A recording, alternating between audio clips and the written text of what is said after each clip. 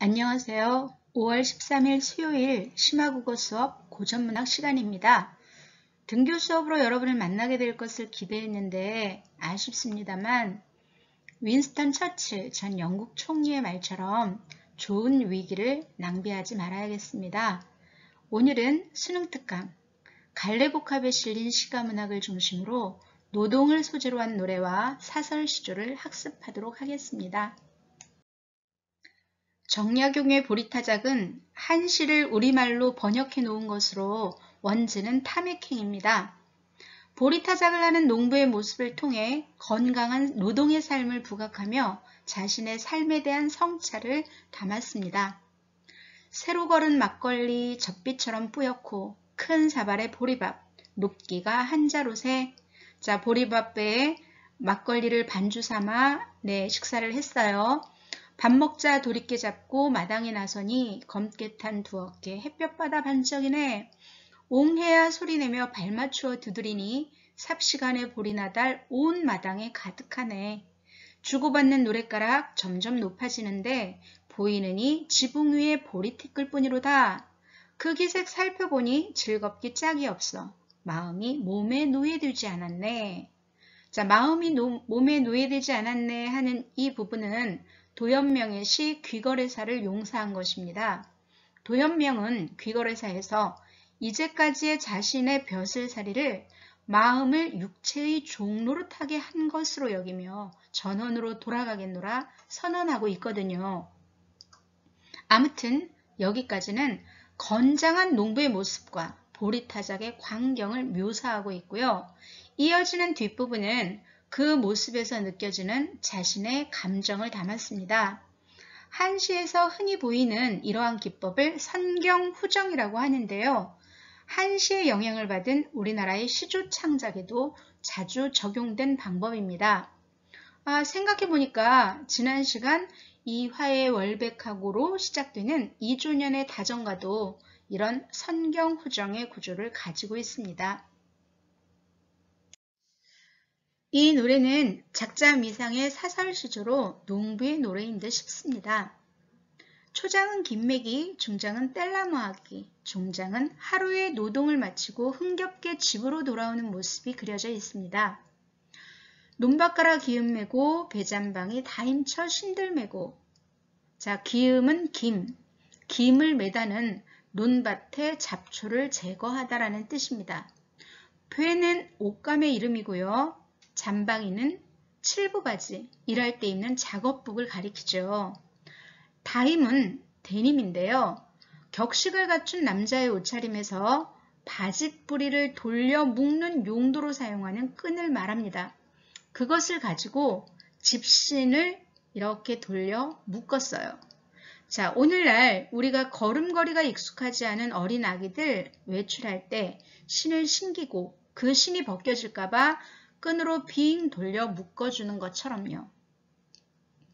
낫가라 허리에 차고 도끼 버려 둘러매고 무림산 중 들어가서 낫과 도끼를 잘 들게 갈아서 허리에 차고 어깨에 둘러매고 깊은 산 속으로 들어갔습니다. 삭다리는 삭정이의 사투리예요. 마른 섭은 땔감이라는 뜻이죠. 비거니 버히거니 비다 버히다 오늘날 배다라는 단어로 바뀌었습니다. 그렇게 한 다음에 지게에 잔뜩 쌓아서 지게다리 지팡이에 이렇게 받쳐 세워놓고 새암을 찾아가서 점심도 쓱 부시고 샘물 곁에서 점심 도시락 먹었어요.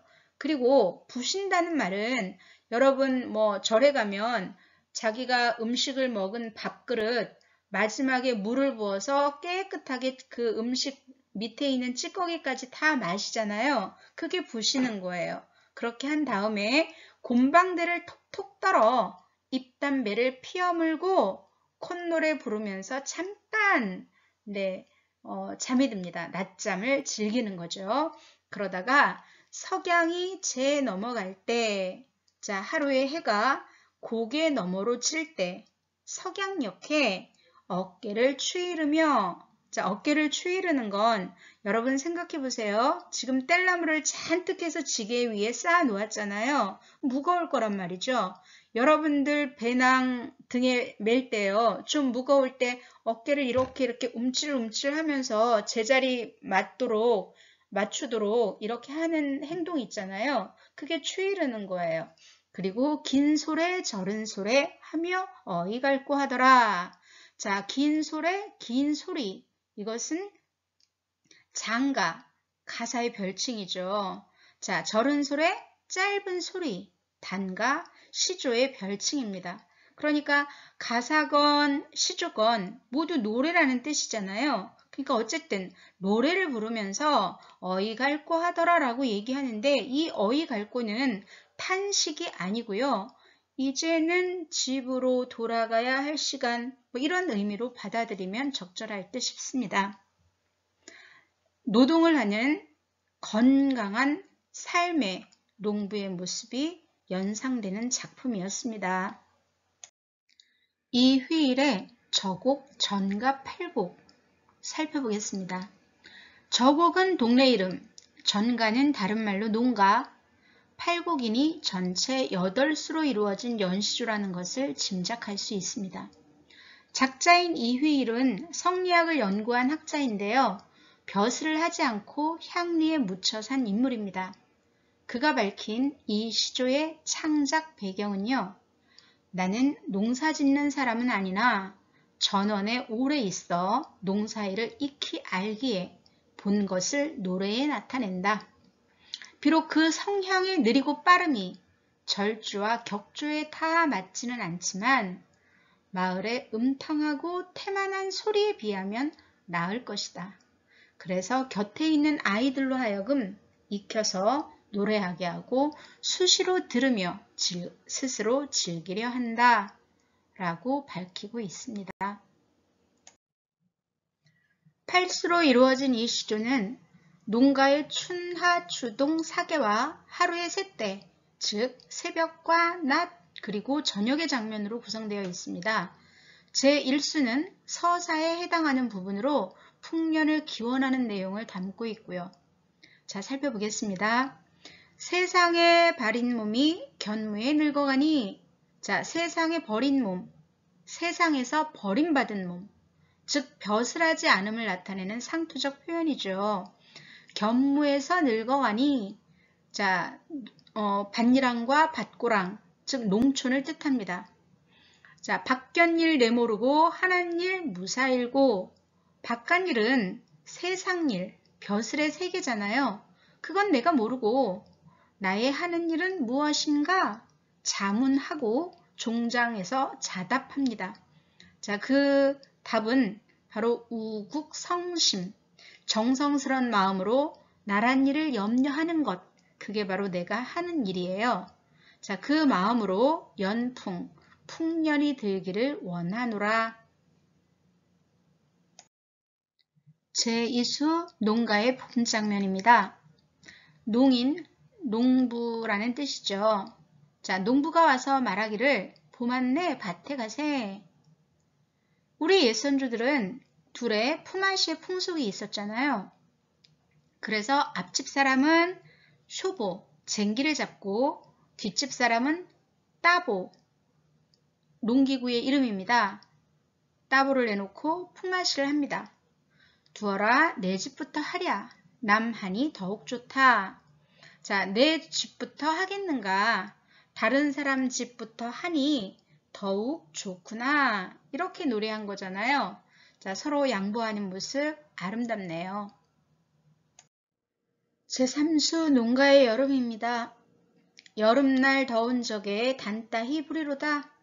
여름날 무더운 때에 떼약볕에 달궈진 땅이 마치 불처럼 뜨거워요. 밭고랑 매자 하니 땀 흘러 따이 듣네. 밭고랑에 김을 매려고 하니 땀이 흘러서 땅에 뚝뚝 떨어집니다. 어사와 임립 신고 어느 분이 알으실꼬. 자, 임립은 알날이죠. 신고는 고생이란 뜻입니다. 곡식 나달나달마다 맺힌 농부의 고생을 어느 누가 알겠는가 라는 표현입니다. 제4수 가을입니다. 가을히 곡식 보니 교훈도 교울시고 가을에 곡식을 수확했어요. 좋기도 좋구나. 내 힘에 이룬 것이 먹어도 맛이로다. 스스로의 노동으로 이룬 결실이라 더욱 의미가 있고 맛이 있습니다. 이밖에 천사만중을 불어 무슨 말이오. 자, 이밖에 천사는 세단차, 만중은 높은 연봉, 그러니까 시큼하다 세단차 끌고 써도 죽을 때까지 써도 다 못 쓸 높은 연봉을 받고, 그러니까 높은 지위와 부유함을 의미하는데요. 그것을 부러워해서 무엇하겠는가 라는 의미입니다. 만흥에 나왔던 삼공과 만승으로 바꾸어 생각해도 좋겠습니다. 그것이 부럽지 않은 농사일의 행복감을 노래한 부분입니다. 농가의 겨울, 농한기에 하는 일입니다. 밤을한 삿을 꾸고 낮을한 띠를 베어 밤에는 새끼를 꾸고 낮에는 띠는 띠, 풀의 이름이에요. 띠풀을 베어서 초가집 잡아매고 농기 좀 차렸으라. 초가집 지붕을 다시 이고 농기점, 농기구를 파는 가게들을 차린 것처럼 농기구를 쭉 펼쳐놓고 손질을 합니다. 왜냐하면 그래야 내년에 봄이 오면 즉시 일을 할 수 있을 테니까요. 내년이 봄 온다 하거든 결에 종사하리라. 내년에 봄이 왔다고 하면 즉시 일을 하리라. 이런 의미죠. 농가의 새벽입니다. 새배빛 나자 백설이 소래한다. 새배는 새벽. 새벽에 어슴풀의 미명이 밝아옵니다. 백설은 종달새를 가리키죠. 자, 종달새 소리가 아침을 부르는군요. 일거라 아이들아 밭 보러 가자스라. 일어나거라 아이들아 밭에 보러 가자. 자, 이 시의 화자는 한 집안의 가장입니다. 그러니까 아이는 꼬맹이를 가리키는 표현이라기보다는 손아랫 사람을 가리키는 표현으로 보겠습니다. 자, 빨리 밭에 가보자. 밤사이 이슬 기운에 얼마나 길었난고 하노라. 밭에 심어놓은 작물이 밤사이에 내린 이슬에 얼마나 자랐는지 궁금하다는 의미죠. 농번기의 낮 풍경입니다. 보리밥 지어 담고 도트락갱을 하여, 자, 보리밥을 지었어요. 도트락갱은 명아주 풀로 끓인 국을 말합니다. 갱은 국이라는 뜻이에요. 배고른 농부들을 진시에 먹였으라. 우리 집의 농부들이 품앗이를 하고 있습니다. 농부들의 삶이 어느 때에 풍족했을까요? 대체로 그들의 형편은 공공했을 것입니다. 그런 그들을 위해 우리 집 일을 할 때만이라도 제때에 넉넉히 먹이고 싶은 화자의 마음이 전달됩니다. 아해야 한 그릇 올려라. 친히 맛봐 보내리라. 맛이 괜찮은지 내가 먼저 시식을 해보겠다는 것이죠. 굉장히 세심한 양반나으리 같습니다. 농부들을 생각하는 향리의 양반나으리, 화자의 모습이 머릿속에 그려집니다. 하루의 일을 마치고 집으로 돌아가는 농부의 모습을 그려내고 있는 수입니다. 서산에 해지고 풀 끝에 이슬 난다. 자, 해가 지고 풀 끝에는 이슬이 대롱대롱 맺히기 시작합니다. 호미를 둘러매고 달디어 가자스라. 자, 어깨에는 호미를 둘러맸고요. 등에 달을 지고 집으로 돌아갑니다. 이 중에 즐거운 뜻을 닐러 무슨 말이오? 농사를 짓는 그 기쁜 즐거운 마음을 말해 무엇하겠는가? 말로 이루 표현할 수 없는 농산일의 즐거움을 담아내고 있는 마지막 수였습니다. 작자미상의 논매기 노래 살펴보겠습니다. 논매기 노래는 논에 김을 매면서 부르던 노래라서 김매기 노래로도 불린답니다. 지난 독서 시간에 배운 정선 아리랑처럼 선우창의 형식으로 이루어져 있고요. 사실적인 생활의 모습과 진솔한 감정이 담겨 있는 노래입니다. 자라고 자로하네 에히요 산이가 자로하네. 독특하게도 떼창으로 이루어지는 받는 소리로 시작이 됩니다. 선창자의 매기는 소리 뒤에 후창으로 이 후렴이 반복되고 있습니다. 자, 산이 선창자의 노래 부분만 읽어보도록 하겠습니다. 이봐라 농부야 내 말 듣소. 이봐라 일꾼들 내 말 듣소. 하늘님이 주신 법에 편편 옥토가 이 아닌가. 자, 자신들이 김을 메고 있는 이 눈이 옥토라고 말합니다. 자, 옥토는 비옥한 토지, 박토의 반대말이죠. 물꽃 찰랑 돋아놓고 쥔내 영감 어디 갔나. 자, 주인이 따로 있는 것을 보니 지금 이 농부들은 품앗이를 하고 있습니다. 잘한다 소리를 퍽 잘하면 질 가던 행인이 잘 못 간다. 자, 소리는 노래잖아요. 우리가 지금 논매기 노래를 부르고 있는데 이 노래를 잘 부르면 길 가던 행인의 발이 묶인다는 겁니다. 노랫소리 좋아서 듣느라고요. 질은 길의 방언입니다. 잘하고 자로하네 우리야 일꾼들 자로한다. 일도 잘하겠고요. 노래도 잘하는 거겠죠. 이 논빼미를 얼른 메고 저 논빼미로 건너가세. 자, 논빼미는 논을 가리키는 말이잖아요. 그런데 이 논매기 노래는 노동의 어려움을 잊게 해주는, 그러니까 흥을 복돋아 주어서 노동을 더 효율적으로 하게 만들려는 목적으로 부르는 노동요잖아요. 그 노동요라는 목적이 밝혀져 있는 부분이라고 할 수 있어요. 이어지는 부분도 마찬가지고요. 담송담송 단맞이기 반달만치만 남았구나. 자, 담송담송은 드문드문인데요. 단맞이기 논이 드문드문 반달만큼, 그러니까 둥근 달은 많은 건데요. 반달이니까 이제 끝내 가고 있다는 거예요. 일락서산에 해는 지고 월출 동령에 달 돋는다. 자, 해 지고 달 돋을 때가 가까워 왔으니 빨리빨리 서둘러서 일을 마치자 라는 의미의 부분이네요. 잘하고 자로하네 에히요 산이가 자로한다. 잘하고 못하는 건 우리야 일꾼들 솜씨로다. 그런데 앞에서 못하는 게 아니라 계속 잘하고 자로하네 에휴 라고 노래했으니 자신들의 솜씨에 대한 자부심이 느껴지는 부분이라고 말할 수 있어요. 자, 이 노래는 농부들 자신들의 노동에 대한 긍정적인 인식 그리고 노동에 대한 자부심 느껴지는 우리의 민요입니다.